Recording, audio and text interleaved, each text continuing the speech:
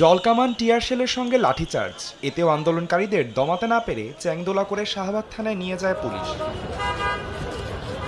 একই নিয়োগ বিজ্ঞপ্তির প্রথম 2 ধাপের সুপারিশপ্রাপ্তরা প্রায় বছরখানেক আগে কর্মস্থলে যোগদান করেন প্রাথমিক বিদ্যালয়ের সহকারী শিক্ষক হিসেবে।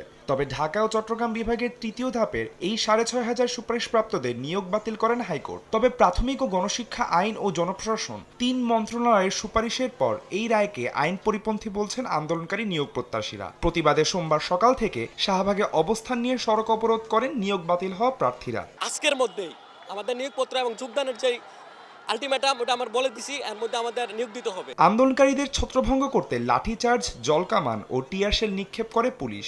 ন্যায্য অধিকার না পাওয়া পর্যন্ত রাজপথ ছাড়বেন না বলে হুঁশিয়ারি দেন বিক্ষোভকারীরা। প্রাথমিক এবং গণশিক্ষা মন্ত্রণালয়ের যে অতিরিক্ত সচিব মহোদয়, তার সাথে কথা বলেছি এবং কথা বলে আমরা এতটাই কষ্ট পেয়েছি যে আমাদের যেহেতু চাকরির একটা ইস্যু, এই নিশ্চয়তাই আমরা পাইনি।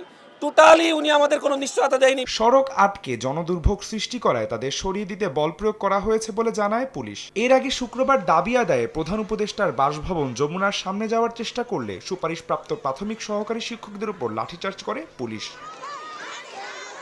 আদনান তুর্য, সময় সংবাদ, ঢাকা।